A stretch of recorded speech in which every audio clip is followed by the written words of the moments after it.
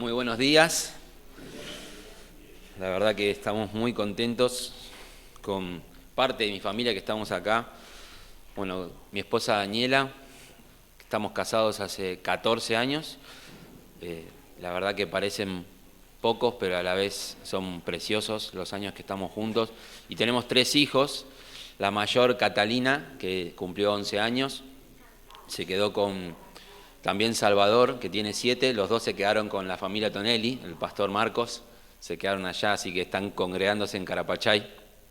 Y la verdad que les mandamos los saludos de toda la iglesia. Están orando, estuvimos orando el miércoles en la reunión de oración por este tiempo, y también están orando en este momento por el culto acá, por la vida de la familia Albacini, que la verdad la tenemos en gran estima en nuestra iglesia. Estamos muy contentos.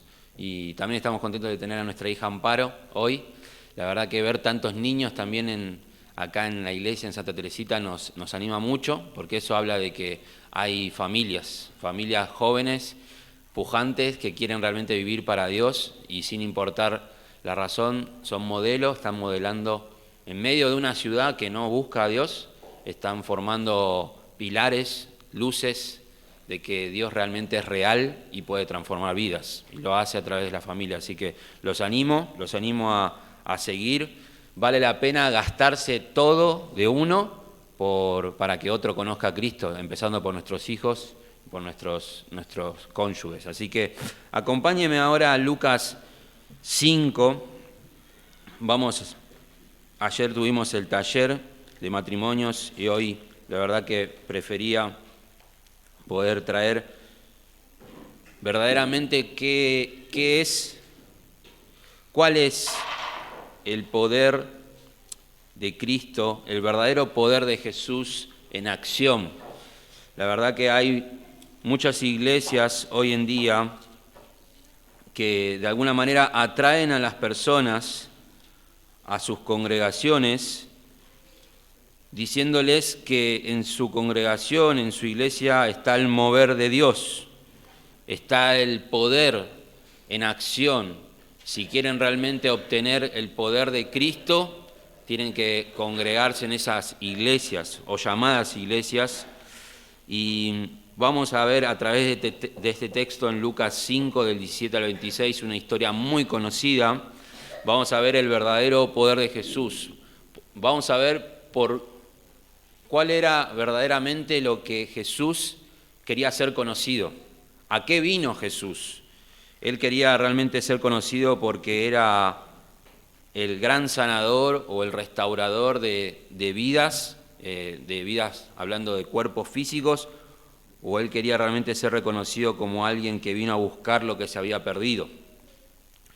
Así que quizá en estas pseudoiglesias o congregaciones donde se habla del poder de Jesús, se busca obtener un milagro, obtener quizá la sanidad o la restauración económica, física.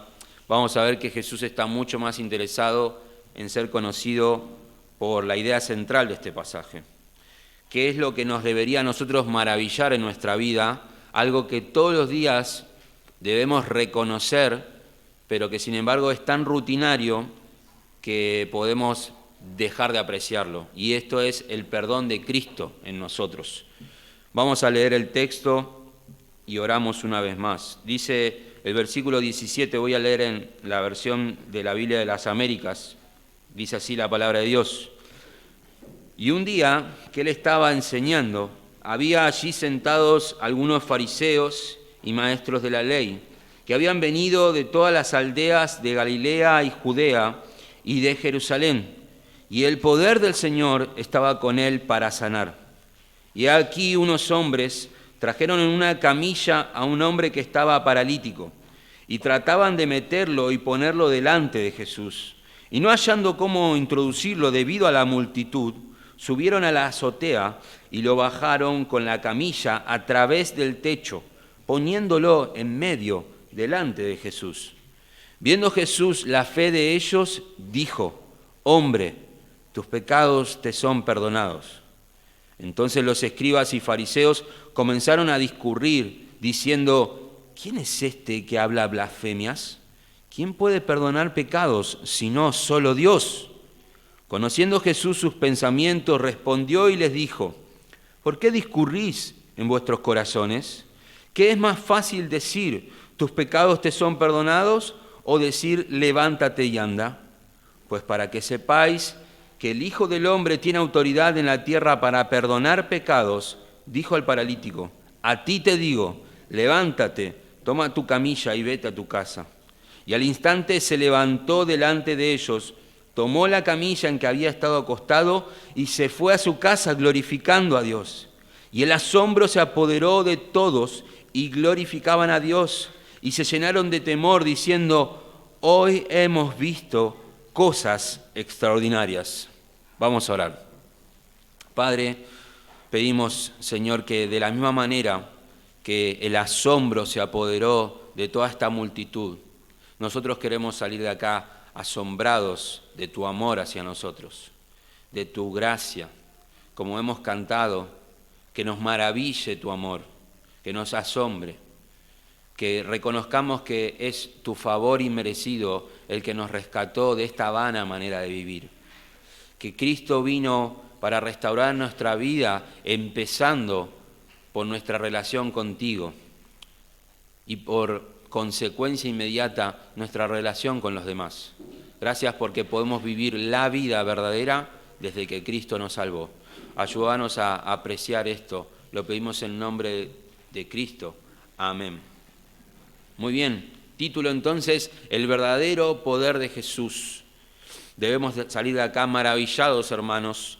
La idea central de este texto, como también del capítulo 5, y como también podríamos decir la idea de Lucas que persigue, es esta: Jesucristo tiene poder y autoridad para perdonar pecados a los que creen en Él.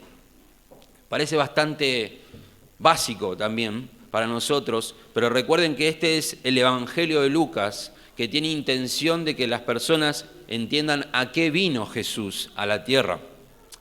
De otra manera de poder transmitir esta idea central, o dándole un mayor cuerpo, sería esta frase: el poder de Cristo en acción se evidencia en perdón y vida eterna a los que creen, pero a su vez el perdón de Cristo en acción también se evidencia en señales que hacen tropezar a los que no creen. Cuando Cristo se pone en acción con su poder, genera dos cosas en los corazones. Genera obviamente perdón y vida eterna, y en algunos endurecimiento y por ende incredulidad, y finalmente, si no creen, perdición. Vamos a ver 5 momentos en esta historia, vamos a ver escenas que nos demuestran 5 momentos. La primera que vamos a ver desde el versículo 17 es que hay reacciones opuestas ante la persona de Jesús. Dice el versículo 17, dice: y un día que él estaba enseñando, había allí sentados algunos fariseos y maestros de la ley, que habían venido de todas las aldeas de Galilea y Judea y de Jerusalén, y el poder del Señor estaba con él para sanar. El Señor acá lo vemos activo. Dice que él estaba enseñando, como en todo el contexto del capítulo 4, y vemos desde mucho antes, Jesús viene enseñando en diferentes lugares, en diferentes contextos. Se da justo anteriormente que él estaba enseñando y utilizó la barca de Pedro para poder enseñar desde la barca, y sucede el milagro de la pesca milagrosa, y Pedro reconoce que Cristo es el Señor, que Cristo es Dios.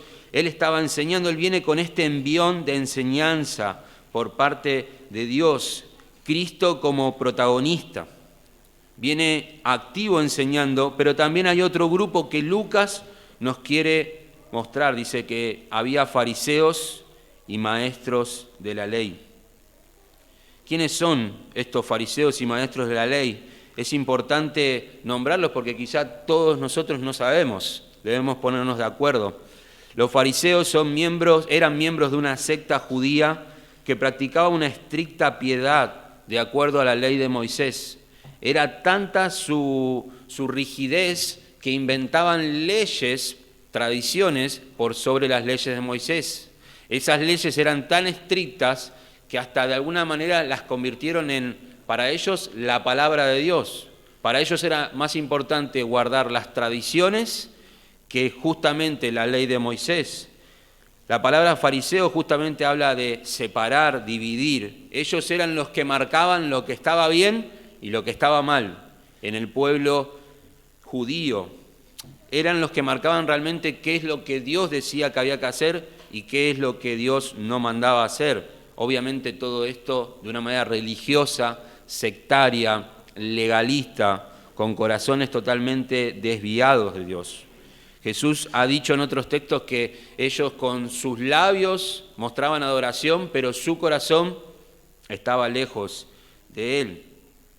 Los fariseos desarrollaron una tradición tan estricta que armaron este conjunto extenso de anexos y anexos y anexos y anexos, al punto que ya se perdió lo que Dios dice, y la gente creía que lo que los fariseos enseñaban era lo que Dios, era palabra santa en el día de ese entonces. Si ustedes quieren saber qué sería un fariseo, creo que los judíos ortodoxos que se pueden ver, por lo menos en Capital Federal se ven muchos, es lo más similar, los judíos ortodoxos, porque luego de la destrucción del templo en el año 70, los saduceos, otro tipo de sectas quedaron destruidos también, se perdieron, y los fariseos, se sabe por la historia que continuaron. Lo más probable, de una manera, si queremos saber quiénes son los fariseos, podemos decir tranquilamente que los judíos ortodoxos actuales son lo más parecido que podemos tener hoy. Muy alejados del Señor, muy alejados del Señor. Una nota importante, si podemos hacer como una teología de los fariseos que Lucas quiere que aprendamos, es esto. Viendo dónde dice fariseos en el Evangelio de Lucas, algo queremos aprender de ellos. Cada vez que Lucas menciona a los fariseos, su característica principal es la de aparentar piedad, pero en el fondo su interior juzgan y accionan según sus deseos egoístas. Tienen intenciones ocultas por su piedad y conocimiento. O sea que acá tenemos a los fariseos que están sentados donde deben estar, pero con intenciones contrarias. Ellos ahí se muestran como estamos atentos al maestro, pero en realidad ellos se creen los maestros de Jesús. Es la primera vez que Lucas menciona a los fariseos en su evangelio, o sea que estamos ante un texto introductorio de los fariseos. Antes, en ningún lado del evangelio aparecen los fariseos, pero sí aparece una característica importante. Jesús venía enseñando, como dijimos, y miren dónde enseñaba, dónde Lucas nos quería mostrar. Él venía enseñando en sinagogas la mayoría de las veces. Por ejemplo, en 4.15 dice que enseñaba en la sinagoga de Galilea. Y en 4.16 al 22 dice que estaba en una sinagoga en Nazaret. En 4.31 y 32 en una sinagoga en Capernaum. En 4.43 y 44 dice que predicaba en las sinagogas de Judea. Lucas quería dejar bien en claro, Jesús iba a las sinagogas. ¿Y quiénes estaban en las sinagogas? Los fariseos. La conclusión es que parece que de todas estas sinagogas, porque vieron que el 5.17 dice que vinieron de sinagogas, vinieron de Galilea, Judea y de Jerusalén. O sea que la conclusión es que de todas estas sinagogas y también de Jerusalén, aunque Jesús no había ido a Jerusalén todavía, vinieron las autoridades, quizá a tratar con él, quizás mostrándose con buena intención o curiosidad, pero en el fondo queriendo desacreditarlo. Quizás hasta pensaron, hagamos algo con este hombre que está yendo, trastornándonos con un mensaje que nada que ver a lo que nosotros enseñamos.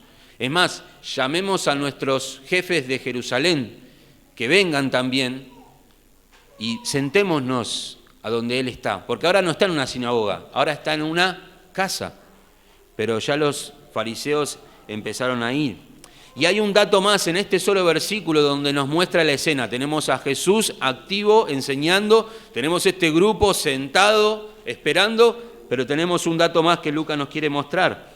Dice, y el poder del Señor estaba con él para sanar. Parece que hay como una especie de... Lucas quiere decir, acá arrancan los motores. Está todo listo. Tenemos a Jesús, tenemos a este grupo. Es una proposición algo extraña, esto que Lucas dice, nunca aparece en ningún lado. ¿Qué quiere decir con el poder del Señor para sanar? Bueno, la palabra poder en Lucas se utiliza mucho. Lucas es el que más habla del poder de lo alto, más que todos los otros evangelios. Aunque en los otros evangelios hay milagros y sanidades, Lucas es el único que quiere dejar en claro el tema del poder de Dios en Jesús. Un poder que luego es otorgado a sus discípulos para cumplir la gran comisión. Por ejemplo, este poder es el que de alguna manera los ángeles le dicen a María que el poder te cubrirá, el poder del Altísimo te cubrirá, por eso Jesús será llamado Hijo de Dios. Luego en la tentación vemos que Jesús regresa y Lucas dice que regresa en el poder del Espíritu. Luego cuando Él está enseñando, todos se preguntan qué poder y autoridad tiene Él para mandar a los espíritus, a los demonios. Luego más adelante se nos dice que todos querían tocarle para ser sanados porque sabían que de Él salía poder. En un momento Él pasa que se para ante la multitud y dice, ¿quién me tocó? Porque salió poder de mí. Más adelante, Jesús, Él avisa que cuando venga otra vez va a venir con gran poder y gloria. Y Él anuncia que va a estar a la diestra del Padre con poder. Y Jesús, antes de ascender, como conclusión de Lucas, promete a los discípulos que se queden ahí porque va a venir a investirlos con poder de lo alto. Entonces, el poder de Cristo es un elemento clave en este texto y en Lucas también. Aquí vamos a ver su poder en todo su esplendor. ¿Vos querés conocer a Jesús? Este es un texto importante en tu vida. Vas a ver el verdadero poder de Jesús en acción. Tendrías que salir de acá diciendo, yo quiero, ese es mi Cristo. Yo quiero a mi Señor, ese es el poder que quiero de Él. No como Simón el mago en Hechos, que cuando vio que Pedro y los discípulos de alguna manera tenían el poder de otorgar el Espíritu Santo y como que daban algo sobrenatural y Simón dijo, yo quiero ese poder. No, hay otro poder de Jesús que está en tu vida y que debemos reconocer. Así que en esta introducción tenemos al protagonista, quien es Jesús, los antagonistas, los enemigos, que son los fariseos y maestros de la ley, y la acción que se verá en este relato. ¿Qué es lo que se va a ver en este relato? El poder de Cristo. Ahora nos falta un elemento nada más, hermanos, y es sobre qué objeto se va a hacer esta acción. ¿Dónde está? Tenemos a Jesús, tenemos los enemigos de Jesús y tenemos lo que va a pasar. ¿Sobre quién va a pasar esto? Versículo 18. Dice, he aquí unos hombres trajeron en una camilla a un hombre que estaba paralítico y trataban de meterlo y ponerlo delante de Jesús. Y no hallando cómo introducirlo debido a la multitud, subieron a la azotea y lo bajaron con la camilla a través del techo, poniéndolo en medio delante de Jesús. En Marcos se nos dice que eran 4 hombres, que eran sus amigos. Se nos presenta entonces la situación, hombres trayendo a otro hombre paralítico. Y tengo que hacer preguntas a esta acción, a esta escena. La pregunta es, ¿qué creían ellos que era la necesidad, por lo menos la de su amigo? Bueno, curarse de su incapacidad, ¿sí? Esta palabra paralítico habla de una persona que tiene todos los miembros de su cuerpo, pero que no les puede dar acción. No es que le faltaban miembros, sino que en realidad no podía moverlos, pero tenía todas sus capacidades, solo que no tenía la capacidad de mover sus pies. ¿Qué están haciendo? Llevándolo con su necesidad a Jesús. ¿Cómo estaban haciendo eso? Bueno, llevando su camilla hasta Jesús. ¿Para qué hacen esto? Evidentemente por el relato de Lucas entendemos que para que sea sanado. ¿Y por qué están haciendo esto? Bueno, ellos creen, concluimos, que ellos creen que solo Jesús es capaz de hacerlo. ¿Y por qué agrego el solo Jesús? Porque si hubieran ellos sabido que había otra persona capaz de hacerlo, al ver la multitud, Capaz que hubieran dicho, muchachos, vamos acá a 2 cuadras, que sabemos que hay otro que lo puede hacer, ¿sí? Ellos se daban cuenta que ahí adentro de esa casa estaba la única posibilidad de su amigo de ser sanado. El envión que ellos tenían, viendo la multitud, la casa llena, no les importó, no fue un obstáculo para ellos. Fue tal su accionar que subieron al techo y bajaron a su amigo. En ese momento los techos eran, de alguna manera, eran simples. Había barro, paja, madera, quizá troncos tipo tirantes. Las escaleras normalmente eran por fuera de la casa, ¿sí? Para llegar al techo. Entonces, si había un primer piso, se subía por afuera. Capaz que ellos dijeron, vamos por la escalera y ahí desarmamos el techo y bajamos a nuestro amigo. Yo me imagino soga, no sé si había soga, la verdad que no tengo ni idea, pero me imagino a los 4 amigos tratar de bajarlo al amigo por la camilla. Me imagino yo, Jesús quizá viendo que se está rompiendo el techo y ellos bajándolo. No sé cómo fue, pero sí vemos que Jesús se maravilló de esto. Antes de pasar al siguiente punto, y estamos hablando de esto de las reacciones opuestas ante la persona de Jesús. Algo para reflexionar, hermanos, amigos que estamos acá. ¿Qué nos muestra esta escena? ¿Tenemos a un Jesús dispuesto a mostrar todo su poder? ¿Tenemos un grupo dispuesto a desacreditarlo? Pero acá tenemos otro grupo más, un grupo manifestando su fe. Un grupo mostrando su corazón. 2 grupos, 2 corazones. Los fariseos sentados como si fueran jueces, mostrando una fachada de humildad y deseo de conocer, pero escondiendo soberbia y superioridad, incredulidad que más adelante se vería. Los 5 hombres, en cambio, dispuestos a darlo todo con tal de buscar a Jesús, hasta quizás dejando atrás la vergüenza y mostrando un sentido de urgencia y confianza ante este Jesús. Te pregunto y me lo pregunto yo, si estamos hoy reunidos es porque somos un grupo de pecadores. Nos reconocemos pecadores que buscamos a Jesús desesperadamente. Espero que no seamos espectadores de un sanador o milagrero, que no estemos acá sentados diciendo, bueno, vengo acá a buscar lo que Dios me prometió. Un Dios que debe parecerse a mis expectativas y no uno que me asombre. ¿Qué tipo de Jesús viniste a buscar hoy? ¿Un sanador del montón o el salvador de tus pecados? ¿Con qué grupo te identificás? En Lucas 5:8, Pedro, capaz que era del montón, pero cuando vio a Jesús en todo su esplendor, le dijo, apártate de mí, Señor, pues soy hombre pecador. Y más adelante Jesús, cuando estaba en la casa de Leví, Mateo, otro discípulo, le dice a las personas, no he venido a llamar a justos, o mejor dicho, no he venido a llamar a los que se creen justos, sino a pecadores, al arrepentimiento. Jesús vino a buscar lo que se había perdido.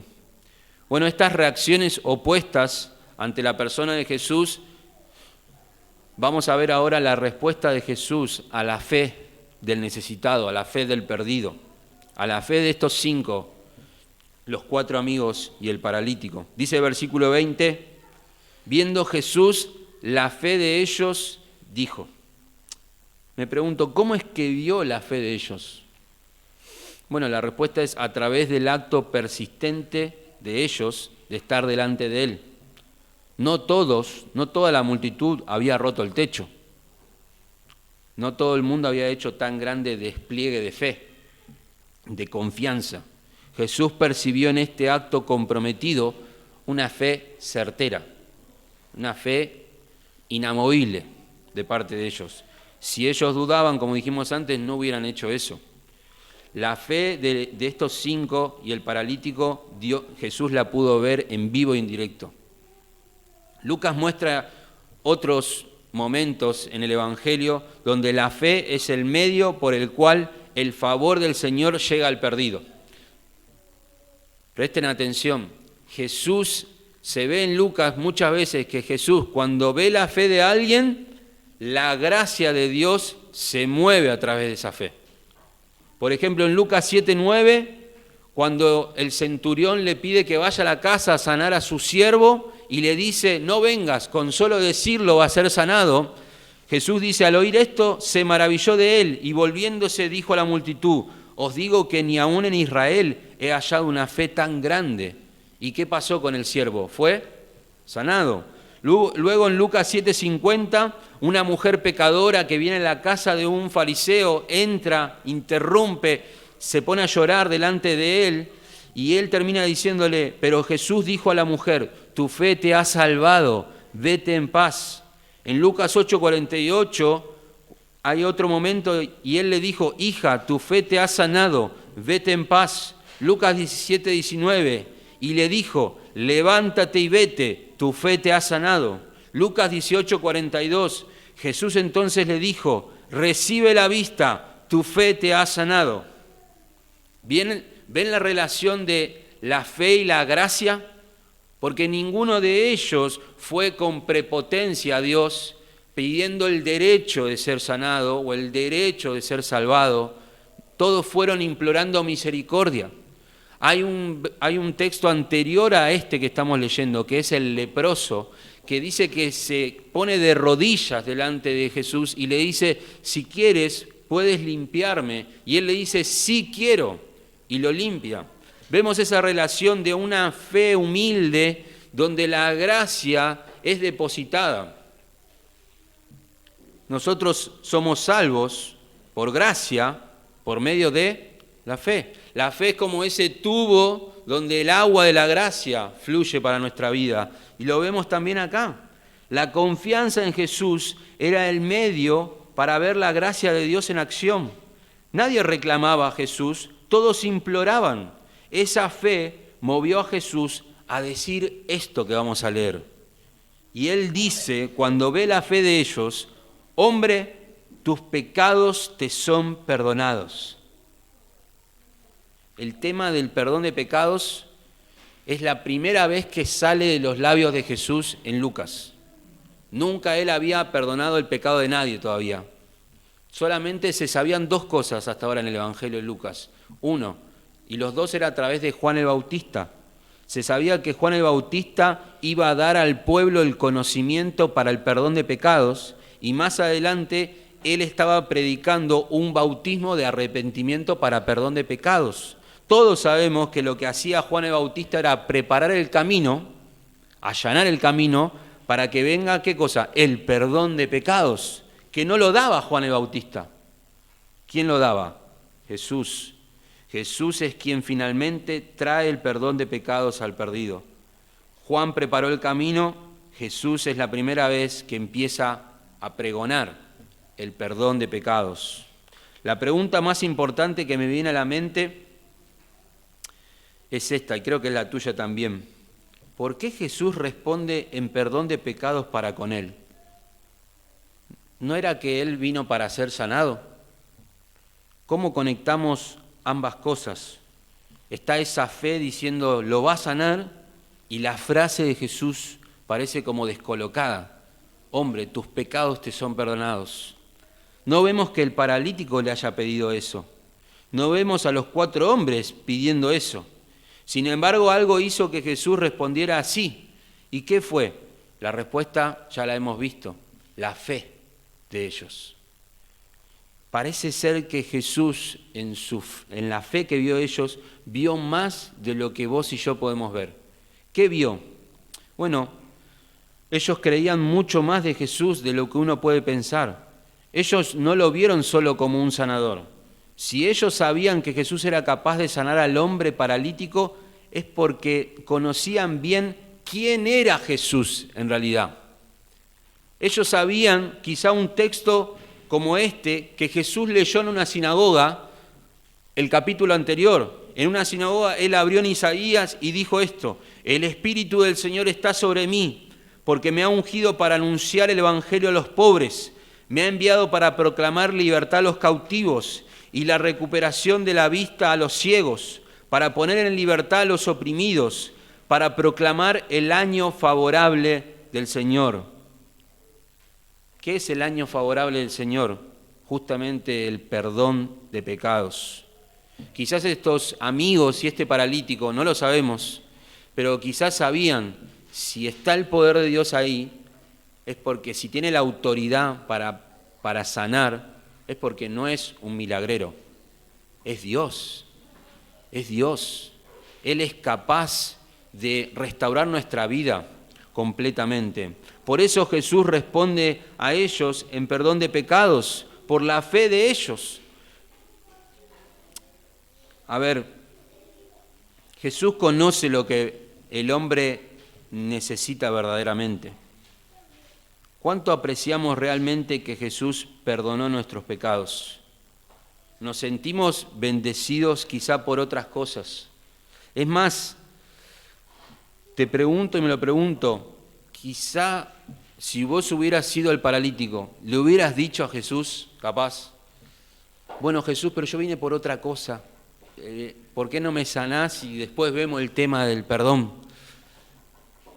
Debería realmente, hoy en las iglesias está lleno de personas que buscan un Jesús que les sane su parálisis, y cuando uno le habla de Jesús vino a buscar lo que se había perdido, es como que menosprecian eso, como diciendo, yo no quiero eso, yo quiero esto inmediato, yo tengo este problema, no me cuentes este otro problema que yo no sé si lo tengo.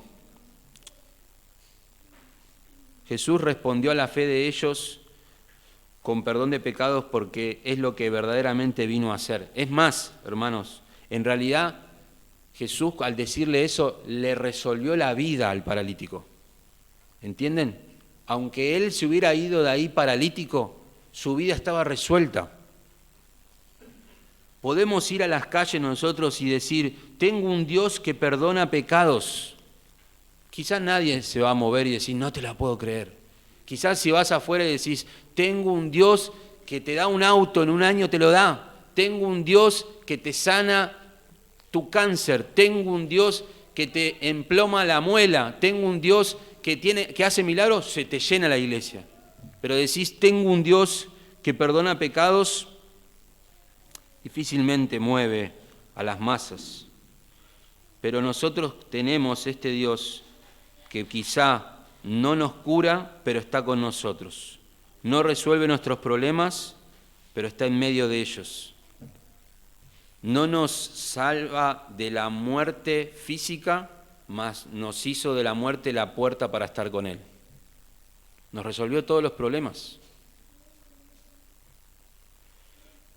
¿Ves? Reflexiona en este punto de la respuesta de Jesús a la fe del perdido. ¿Ves la compasión de Jesús cuando respondió esto? Al ver la necesidad del paralítico, ¿ves su compasión? Todavía no llegamos al punto que decimos, quiero ver el milagro. Concentrémonos en este milagro. Algunos pensarían que sanarlo hubiera sido un acto de mayor compasión. ¿Cómo te encontrás vos pensando eso? Capaz que le hubiera servido más que le sane en vez de que le perdone. Le serviría más. Por favor, Dios, dame esto, que lo necesito, en vez del perdón de pecados. ¿Crees realmente que el pecado es el verdadero problema del hombre? La verdadera restauración del ser humano significa reconciliarse con Dios. Eso es ser humano. Lo demás todo puede estar o no estar, pero tener a Dios en nuestra vida es lo mejor. Debemos admirar, como dijimos antes, lo que Dios compró en la cruz, lo que Cristo cargó en la cruz. Debemos admirar eso. ¡Wow! No me quiero adelantar, pero luego vamos a ver que el paralítico termina glorificando a Dios porque Cristo le resolvió la vida. Vamos a ver el tercer punto, la reflexión del incrédulo en su duro corazón. No nos olvidemos de este grupo de antagonistas, fariseos, escribas, ahora se les llama, que estaban ahí todavía sentando y viendo todo este accionar, la fe de ellos, la respuesta de Jesús. Acá se ponen en acción estos enemigos, dice el versículo 21, miren cómo reflexionan en su corazón. Entonces los escribas y fariseos comenzaron a discurrir, la Reina Valera dice cavilar, diciendo, ¿Quién es este que habla blasfemias? ¿Quién puede perdonar pecados? Si no solo Dios. Yo me puse, qué increíble pensar que ante tan maravilloso espectáculo de compasión, de amor, de fe, ellos estaban respondiendo en sus corazones con incredulidad. No hubo ni siquiera curiosidad de parte de ellos. Hubo un juicio en su corazón. No es que alguno de ellos se paró diciendo, ¿Cómo? ¿Vos perdonás pecados? ¿Me decís por qué perdonás pecados? No entiendo. Por favor, quiero que me expliques. No hubo ni siquiera un ápice de curiosidad o una pizca de fe. Automáticamente vieron eso y dijeron, blasfemia, blasfemia. ¿Qué es eso de blasfemia? Bueno, hablar de una manera irreverente o impía. Esta persona no conoce a Dios, es un blasfemo. Está siendo irreverente a Dios. ¿Cuál sería la blasfemia que ellos creen que hubo en ese momento?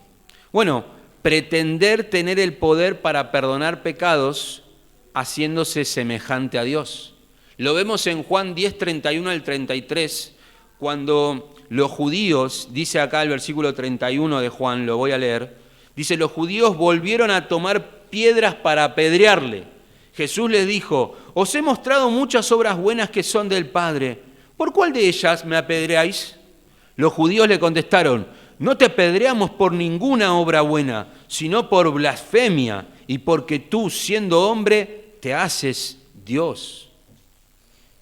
Blasfemia era pretender que puede perdonar pecados y lo hizo en ese momento. Ellos decían, solo Dios puede perdonar pecados. Blasfemia. Blasfemia. Pero versículo 22 dice así, conociendo Jesús sus pensamientos, respondió y les dijo, ¿por qué discurrís en vuestros corazones? ¿Qué es más fácil decir, tus pecados te son perdonados? O decir, levántate y anda.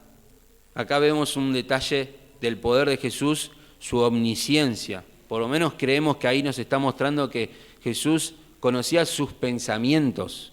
Capaz que hasta se le veía en su rostro, pero viste que con el rostro de alguien ya puede más o menos saber qué está pensando, pero él conocía el pensamiento. Ahora, hermanos, quiero que ustedes piensen bien. El paralítico en este momento pasó a segundo plano. El paralítico no es el protagonista de esta historia.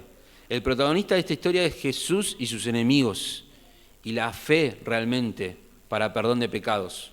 Acá realmente se pone en escena la gran lucha.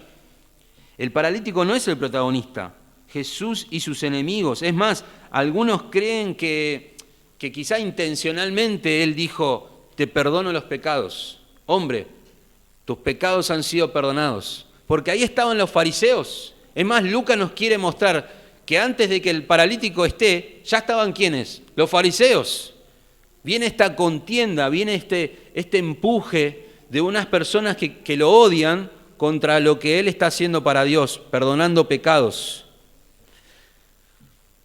¿Qué es esto de qué es más fácil decir en el versículo 23?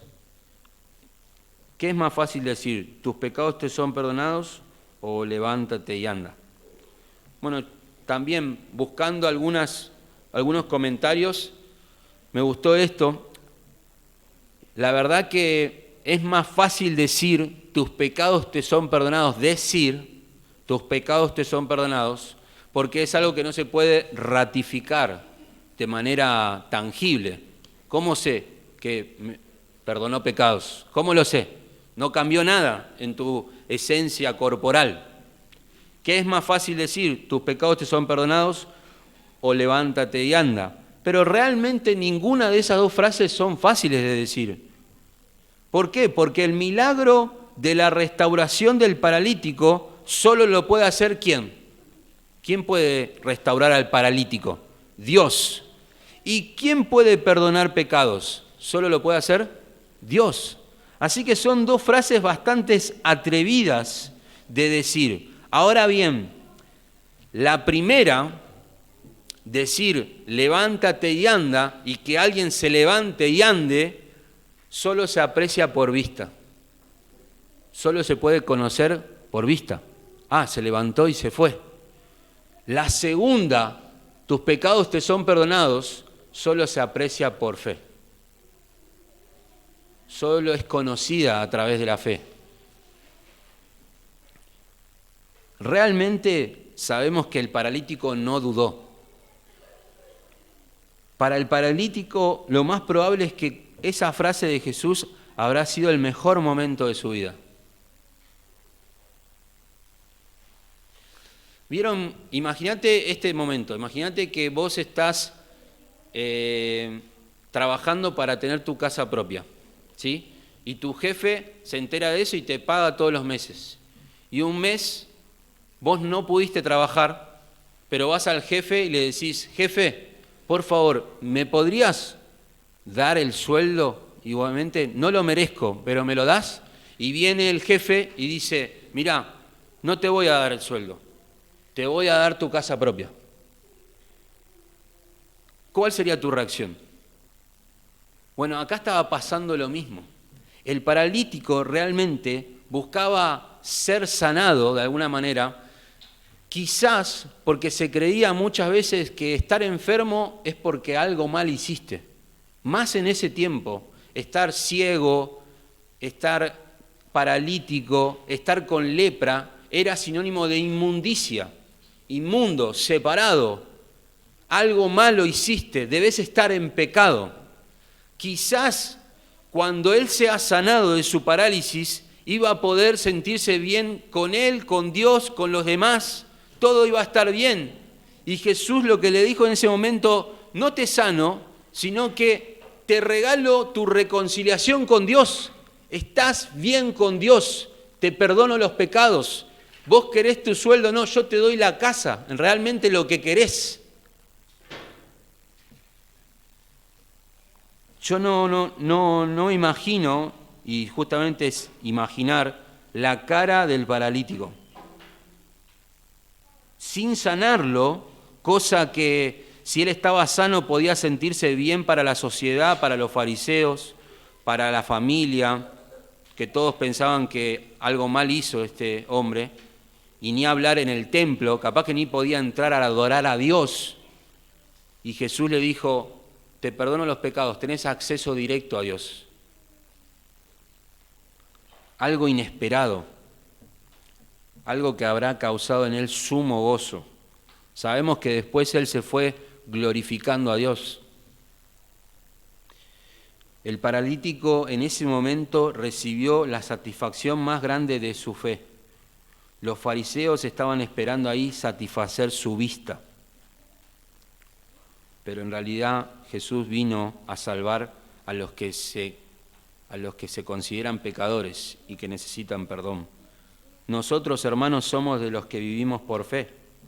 Nosotros creemos en alguien que murió por nuestros pecados hace más de 2000 años o 2000 años. Nosotros creemos en las Escrituras por fe que fueron escritas también hace muchísimo tiempo atrás.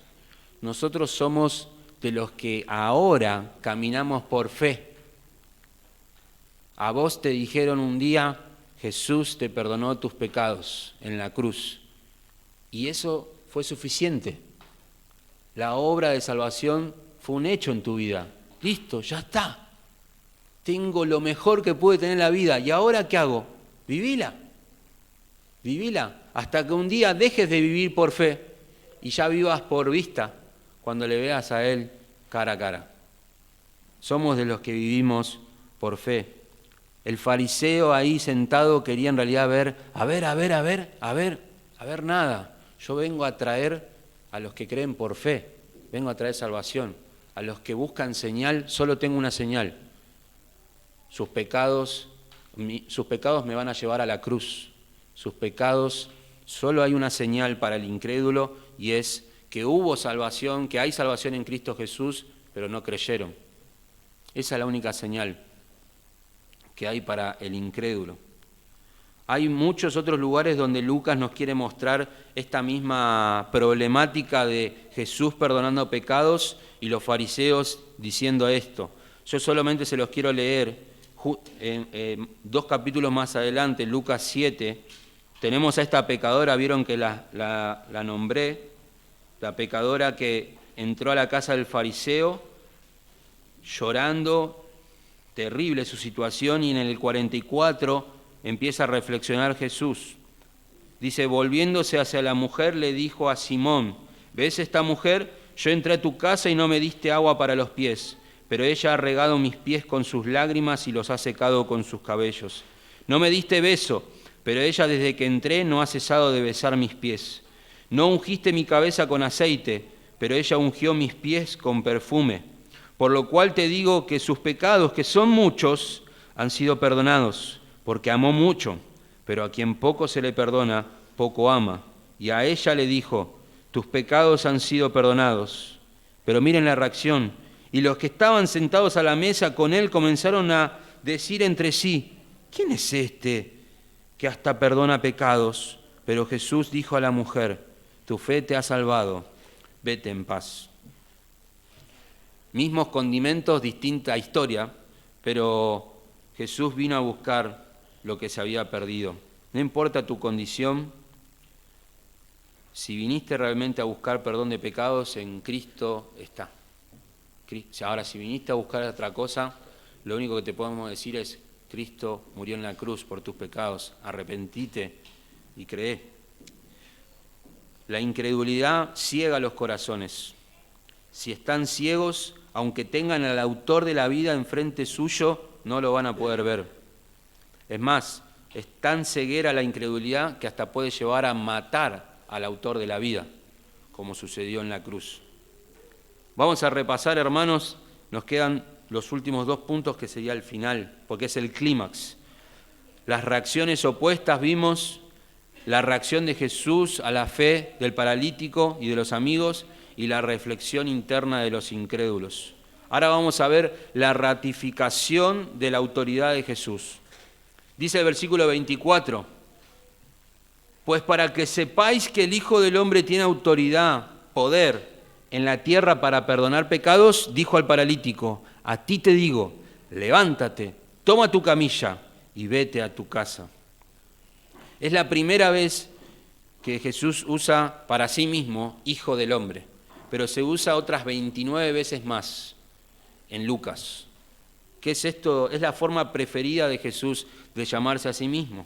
Y es una referencia directa a Daniel 7, desde el 13 en adelante. No sé si han leído alguna vez Daniel, pero en este capítulo 7 se nos presenta el plan de Dios, donde naciones se van a ir levantando, una peor que la otra, son bestias en esta visión, bestias cada vez más complejas, pero mientras estas bestias van dominando, dice el versículo 13 de Daniel, seguí mirando en las visiones nocturnas y aquí con las nubes del cielo venía uno como hijo de hombre, que se dirigió al anciano de días y fue presentado ante él. Y le fue dado dominio, gloria y reino para que todos los pueblos, naciones y lenguas le sirvieran. Su dominio es un dominio eterno que nunca pasará y su reino uno que no será destruido. Vemos que mientras estas naciones, rebelándose contra Dios, siendo bien soberbias, en el cielo estaba sucediendo otra cosa. Dios presentándose Cristo delante de Dios como el único que va a tener dominio eterno por siempre jamás, el único que tiene autoridad sobre todo lo creado, como vimos ayer. O sea que mientras acá en la tierra los días son malos, va a llegar un momento en que Jesús con Dios el Padre diga, basta, basta. El Hijo del Hombre vendrá en poder y gloria y en victoria y ya está. Pero hay un momento de sufrimiento y resistencia que podemos decir que es cuando el Hijo del Hombre esté y su pueblo estén con el cuerno pequeño. No podemos meternos ahora, pero hay un momento de resistencia. Se sufren los reinos y las naciones. No es que se le hacen difícil a Dios, pero hay un sufrimiento. Hay un momento, antes de la victoria, hay un momento que parecería de dolor, de resistencia. Hay un comentarista que dice, la visión de Daniel es de sufrimiento y exaltación. A medida que las bestias se enfurecen contra Israel, el que es como hijo de hombre es llevado delante de Dios y coronado. A pesar de que el cuerno pequeño libra una guerra contra los santos, estos igualmente reciben el reino junto con poder y gloria. Así que Jesús, cuando él se decía hijo de hombre, el libro de Daniel era muy leído en las sinagogas. Todo el mundo sabía quién era este hijo de hombre. Y cuando él decía para sí mismo, yo soy el hijo del hombre, él se estaba atribuyendo autoridad divina, el Mesías, el Altísimo. Pero al mismo tiempo sabían que podía pasar que el Hijo del Hombre tenía que ser entregado y algún día y morir en manos de pecadores y al tercer día resucitar. O sea que primeramente quizás iba a haber sufrimiento, pero al final de todo, al final de la película, este Hijo de Hombre tiene autoridad sobre todas las cosas. Así que Jesús está preparándose para mostrar el más pequeño de los dos milagros que vimos en esta escena. Dice versículo 25, y al instante se levantó delante de ellos, tomó la camilla en que había estado acostado y se fue a su casa glorificando a Dios. Este es el clímax de la escena. Acá se rompe toda la tensión que venía sucediendo entre los opositores y Jesús. Y en el medio, el paralítico. Imagínense la escena, sí. ¿Y qué está pasando? ¿Qué está pasando? Hasta que en un momento dice, para que vean que el Hijo del Hombre tiene autoridad, poder para perdonar pecados, a ti te digo, levántate, toma tu lecho, vete a tu casa. Y él al instante se levantó, dice, delante de ellos, tomó la camilla en que había estado acostado y se fue a su casa glorificando a Dios. Este milagro pequeño apunta al otro mayor, al de perdón de pecados. No se confundan, no se confundan. Es más, ni siquiera este milagro hizo que los fariseos digan, perdona pecados. Ni siquiera hizo eso. Salieron de ahí y como vemos en otros textos diciendo, algo tenemos que hacer. Esta persona nos trae problemas. El pueblo se va con él. La tensión se quiebra al Jesús demostrar su autoridad de perdón de pecados con la señal de sanidad del paralítico. Por medio de este asombroso milagro, Jesús había demostrado que estaba revestido de autoridad y majestad divina. Puesto que esto era así, también tenía el derecho y el poder de perdonar pecados. Por lo tanto, su victoria había sido completa. Esto lo dice un comentarista, y miren cómo termina este comentarista diciendo en exclamación, dice, ojalá que todos los presentes hubieran tomado esto en serio. Toda la multitud. Un pastor que también explicó este pasaje, dijo, tengo mis dudas de qué habrá pasado con la multitud, porque Lucas en ningún lado nos deja ver que la multitud se acercó a Jesús, se agolpó a Jesús diciendo, yo también quiero que me perdones los pecados, yo también, sí, por favor, perdóname. Sabemos que cuando se habla de multitud en todos los evangelios, la multitud es sinónimo de algo está pasando, algo torcido hay ahí.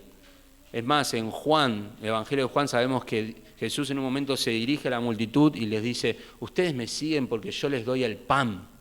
Ustedes me siguen porque en realidad no me quieren a mí, quieren lo que yo puedo darles. Las multitudes son sinónimo, y más, vemos multitudes hoy en las iglesias, pseudo iglesias, multitudes agolpándose, buscando ese poder de Jesús. Ojalá todos hubieran tomado esto en serio. Sin embargo, el paralítico se fue glorificando a Dios. Él recibió la mayor de las bendiciones. La mayor de las bendiciones. Por último, hermanos, para terminar, dice el versículo 26, Repasamos entonces las reacciones opuestas, vimos la respuesta de Jesús ante la fe, vimos la reflexión de los incrédulos, vimos ahora la ratificación del poder de Jesús y ahora vamos a ver el resultado lógico y esperado. Dice versículo 26, y el asombro se apoderó de todos y glorificaban a Dios y se llenaron de temor diciendo, hoy hemos visto cosas extraordinarias. Esta palabra glorificaban también se encuentra en varios textos de Lucas. Glorificar es reconocer, admitir, estimar algo que se vio, enaltecer los atributos de alguien. Pero en Lucas 7:16 también se nos dice, el temor se apoderó de todos y glorificaban a Dios diciendo, un gran profeta ha surgido entre nosotros y Dios ha visitado a su pueblo. Lucas 13:13 también dice, y puso las manos sobre ella, y al instante se enderezó una persona encorvada, una mujer, y glorificaba a Dios esta mujer. Lucas 17:15 dice, entonces uno de ellos, estos eran unos leprosos que habían venido, fueron sanados por Jesús, se fueron, pero uno regresa, dice, al ver que había sido sanado, se volvió glorificando a Dios en alta voz.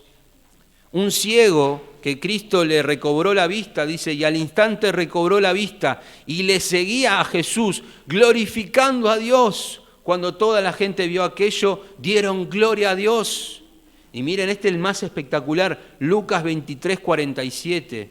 Cuando el centurión, que ya estaba a la cruz, vio lo que había sucedido, glorificaba a Dios, diciendo, ciertamente este hombre era inocente. Es una reacción esperada al ver el poder de Dios en vivo y en directo. Jesús, al ver lo mismo en los discípulos, este pasaje, acompáñenme por favor a Lucas 10, vamos a terminar allí. Lucas 10.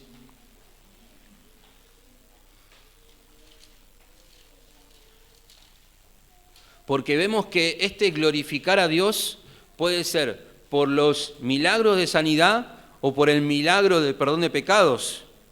Y miren cómo Jesús también se encontró en la misma situación con los discípulos. Él envió a 70 discípulos y dice que les dio autoridad, poder, para dar señales del mensaje del Evangelio. Podían sacar demonios, podían sanar enfermedades, eran señales que validaban su mensaje. Y el versículo 17 dice que los 70 regresaron con gozo diciendo, Señor, hasta los demonios se nos sujetan en tu nombre. Es como que estaban maravillados con esa señal. No podemos creer, esto es lo mejor que nos pasó en la vida. Hasta los demonios se nos sujetaban, Señor. Es increíble tu poder. Y el 19, él dice, mirad, os he dado autoridad, y despliega, pero miren el 20, sin embargo, no os regocijéis en esto, esa es nuestra palabra, no se gloríen en esto, de que los espíritus se os sometan, sino regocijaos de que vuestros nombres están escritos en los cielos. Redireccionó su gloria diciendo, no se glorifique, esto es una pavada, diciendo, esto no es nada comparado a que tu nombre esté escrito en los cielos.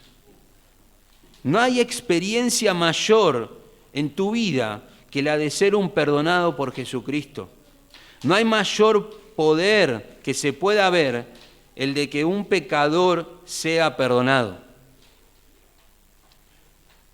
Para aplicarlo como iglesia, una iglesia poderosa no es aquella que solamente promueve el bienestar temporal o alivio religioso a los corazones soberbios, sino una que predica con autoridad el Evangelio de Cristo, arrepentimiento de los pecadores y fe en su obra de redención en la cruz. Cuando una iglesia se dedica a eso, es de lo más poderoso que puede suceder. Es más, el texto dice de Romanos 1:16, porque no me avergüenzo del Evangelio, porque es poder de Dios. Si tenemos un arma poderosa en nuestras manos, no es dame un milagro, Dios, para poder sanar a mi hermano. No, dame la capacidad de que sea perdonado. ¿Y cómo es? Predicar el Evangelio. Es lo más poderoso que tenés en tus manos y en tu boca. Él pudo perdonar pecados porque luego sabemos todos nosotros que murió en la cruz para perdonar esos pecados. Él tenía autoridad para decir, tus pecados son perdonados porque dentro de poco yo voy a pagar por ellos. Él iba a morir por ese paralítico. Él iba a pagar la deuda de ese paralítico. Lucas 24:49 termina hablando de este poder. Vieron que Lucas también escribió Hechos y están conectados. Bueno, Lucas 24:49 le dice a los discípulos, ya Jesús resucitado a punto de ascender, dice, he aquí yo enviaré sobre vosotros la promesa de mi Padre, pero vosotros permaneced en la ciudad hasta que seáis investidos con poder de lo alto. Ya sabemos que los discípulos se tenían que quedar ahí. Hechos 1:8, también Jesús antes de ser ascendido, los discípulos le preguntan, ¿restaurarás el reino ahora? ¿Pondrás todo tu poder en esplendor? Ya está, tu dominio, eres el Hijo del Hombre. ¿Establecerás tu reino? Y él dice, sobre los tiempos solo mi Padre sabe. Yo solamente una cosa les quiero decir. Ustedes tienen que quedarse acá en Jerusalén. Dice, y el 1:8, tan conocido, dice, recibiréis poder cuando el Espíritu Santo venga sobre vosotros, y me seréis testigos en Jerusalén, en toda Judea, en Samaria y hasta los confines de la tierra. Nosotros muchas veces queremos ese poder de justamente tener una posición quizás, o una demostración, y no hay mayor poder y capacidad de Dios que el ser testigos y predicar el Evangelio. El poder del Evangelio es el único poder que se nos dejó en la tierra, porque es la locura de la predicación lo único que puede salvar a las personas. Podremos acá hacer un show de milagros y todos se restauran físicamente, pero todos completos y bien sanos al infierno. Verdaderamente la vida y vida en abundancia está en que las personas sean perdonadas de sus pecados. Daremos gloria a Dios si hacemos esto cada día. Amén. Vamos a orar. Señor, gracias por tu palabra. Ayúdanos, Señor, a asimilarla. Primero a admirarte por lo que hiciste en nuestra vida, Señor. A reconocer que no hay mayor bendición que estar perdonados y tener seguros lugares celestiales en los cielos a tu lado. El haber sido reconciliados, adoptados, justificados, el ser parte de tu familia, es algo que ni siquiera te pedimos y nos lo diste por gracia. Gracias porque Cristo hizo todo lo posible para que el perdón de pecados venga a nuestra vida. Si hubiéramos necesitado otra cosa, salud, hubieras enviado un médico. Si hubiéramos necesitado más dinero, hubieras traído un economista, Señor. Pero como nuestro mayor problema es el pecado y la relación contigo, enviaste un Salvador. Gracias, gracias por Cristo. A Él le damos gloria en Cristo Jesús. Amén.